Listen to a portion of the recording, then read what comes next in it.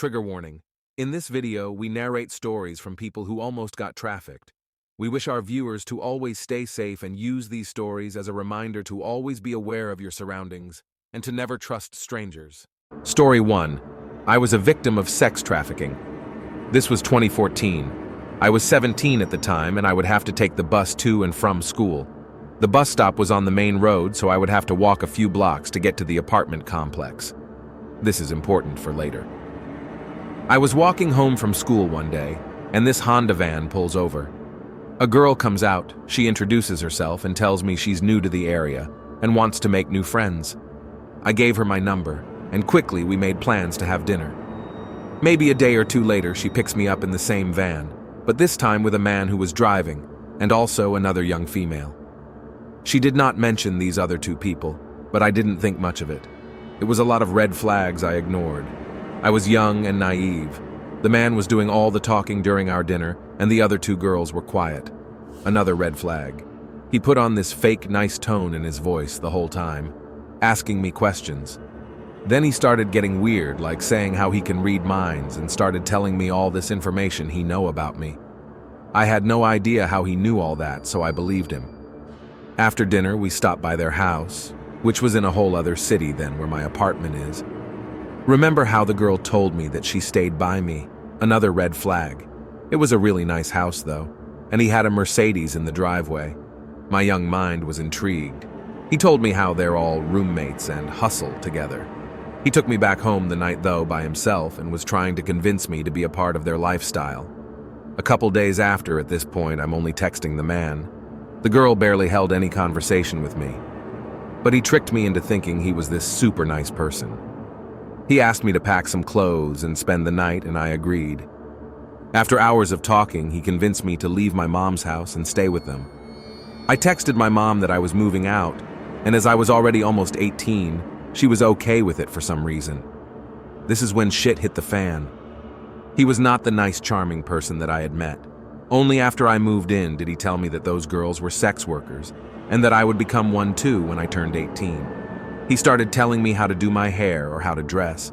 He gave me a whole new phone and number with a tracking app on it. I wasn't allowed to contact my mother or any of my family or friends. He would keep insisting he could read my mind and hear my thoughts. Even the smallest mistakes I made, he would punish me for it. He duct taped my hands and feet, tased my vagina, stabbed me with screwdrivers, threw M from the second floor by one leg, punched me until I passed out, all with a grin on his face. He enjoyed hurting me. I will never forget the look on his face. I can't explain it. It's like his eyes literally turned black. Holy crap. This was real. I thought only people were like this in movies. People are really out here torturing people. He also made me watch those gore videos of people getting decapitated and the most disgusting videos of people getting tortured I'd ever seen, all while holding a knife to my neck. He would also have sex with me every day when the girls went to work at the hotels. He would lie and say I was the only one he was intimate with and that I was special. He told me if I ever tried to leave or if I ever told anyone where I was at, he would kill me and them. He would go into detail about exactly how he wanted to kill me and where he would put my body. One day he had me lay down and beat me so bad in my stomach while his leg was choking me over my neck. I blacked out and woke up so confused. My vision was tunneled. I had a huge knot in the back of my head. I couldn't even stand up straight. I had no idea what else he did to me while I was passed out. But at that point, I told myself this man was going to kill me. I'd rather risk him killing me if I get caught trying to leave than spending any more time with this monster. I didn't care about the threats anymore. I wanted to be gone. I didn't sleep that night. I waited until I heard him snoring really loud and I made a run for it. I took nothing, not even the phone, because it had a tracker on it. And god damn it, I made it. By the grace of God. I still didn't speak to my mother for about 3 months out of fear. I was right because he went looking for me at her apartment. Don't even know how he knew where she lived. Eventually, I reached out to her and she had filed a missing persons report. She was crying BC, she thought I was murdered. I went on with my life. I did end up stripping, I still do sometimes. Fast forward 2017. One of the girls was smart because somehow she set him up. Son of a bitch is rotting in prison now. I found out because the detectives were looking for me. There's articles about him and all. I'm still cool with the girls. I know it wasn't their fault. We still talk. So dipshit, we will never meet again because you're going to hell. If you want the article, just send me a message. I'm getting too many comments. Edit. A lot of y'all have been telling me to consider therapy. I got on antidepressants and they've honestly changed my life for the better. So thank you everyone. If it wasn't for y'all, I would have never considered it. Story 2. The whole thing unfolded today. Cops were involved. I almost had a panic attack. It was a whole mess. So I'm on a trip backpacking around Europe with my brother, currently in Paris. We're staying at this hostel and we're in a 10-bunk bedroom. There was this one guy in the room who was immediately super weird. Almost right away, like as soon as we got settled, he starts talking to us about flying to Libya. He's all, us, Libya, fly tomorrow, and me and my brother are just like, nah, dude. He keeps saying it, we keep saying no, and he's getting progressively more assertive about it.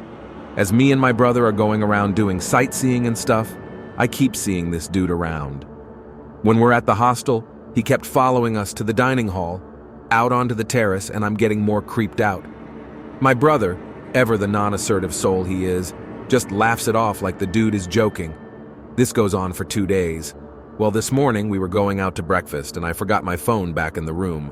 So I told my brother to just go ahead and I ran back to get it. I go in the room and the dude is sitting there. There's no one else in the room and I honestly contemplated just leaving it.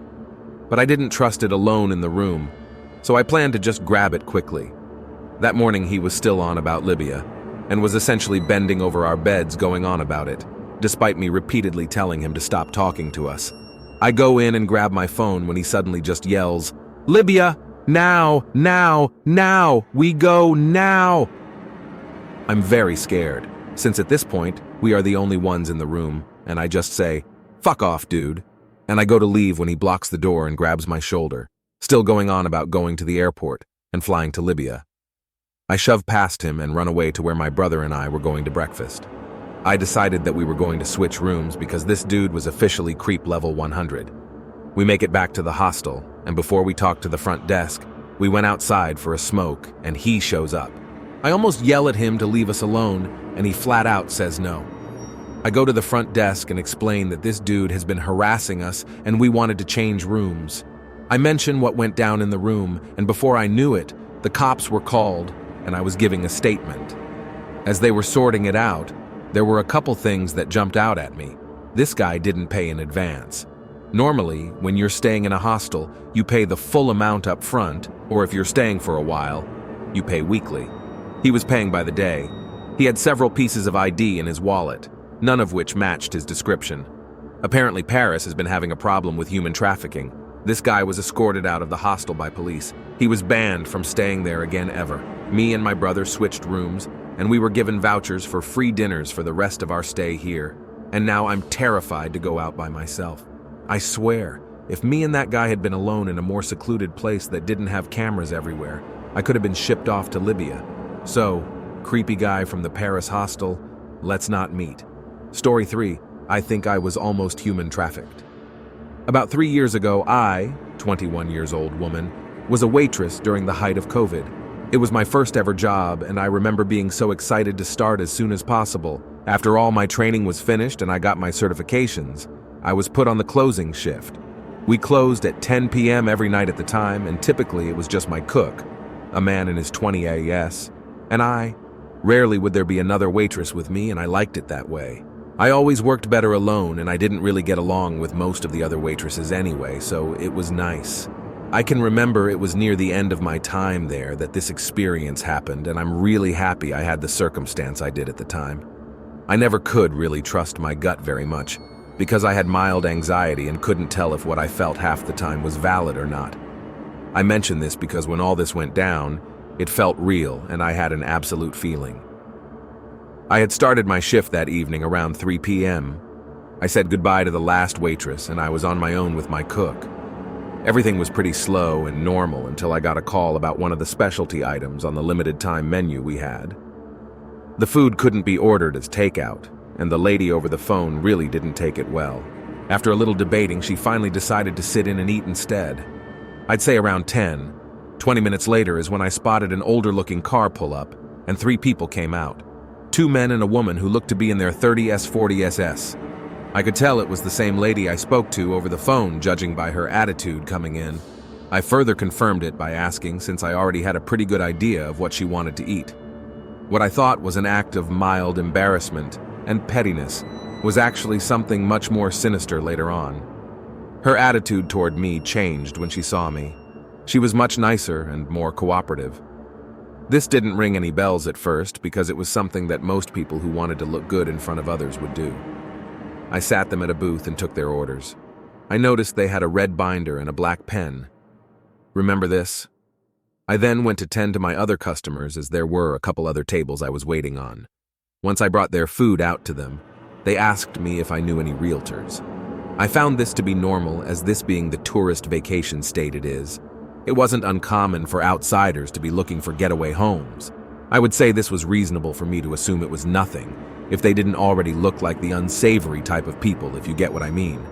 Nonetheless, I gave them the phone number to a realtor I knew closely and well, since I often went to church with her.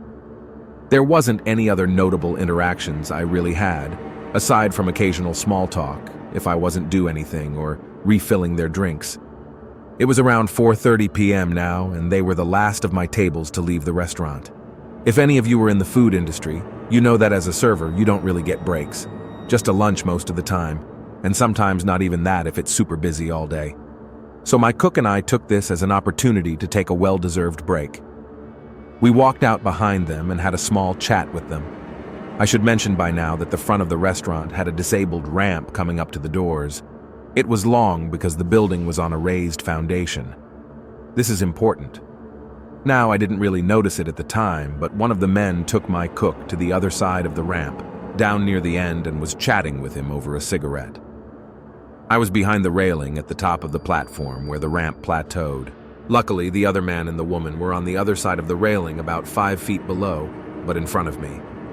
We were having some small talk, and they started to ask some personal questions, such as if I lived in the area, if I smoked weed, how old I was, etc. I hadn't quite learned yet that telling strangers such personal things wasn't a good idea. However, this for some reason was starting to raise some red flags. I gave very vague answers to all her questions as best as I could. Unfortunately, they still persisted in trying to have some sort of communication with me outside of my work. Whether or not, I said no. I suppose when they finally realized that I wasn't going to give that information up, the woman finally got to her point. She had told me that she had a business offer for me. It was for a cleaning service. I don't like cleaning anyway, so regardless, I would have said no. However, what she said next solidified my answer. She proceeded to tell me that she owned a maid service called the Pretty Kitties Maid Service. She said she needed pretty and young girls like me, that she had 10 girls now as it was, and she wanted to expand.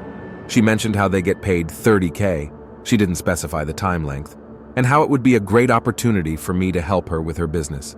I instantly knew at that point that it certainly wasn't a maid business, and I was in danger. However, I didn't understand just how much danger I was in. I politely declined her offer and told her I liked my job as it was, that I was satisfied working for my boss. She tried to further convince me by telling me how easy it was and reiterating how much I'd make under her supervision. She mentioned how she had a van for her business and described it to me. I can't exactly remember what she told me, but I do remember how she told me to follow her to her car. She said she'd show me a picture of her van in her car, but her phone was in her hands. I knew for certain I wasn't going anywhere with her or near that car. I declined yet again and said that I was fine right where I was. I said she could show me on her phone instead, but she was hesitant. After which she proceeded to end the conversation and left with the two men.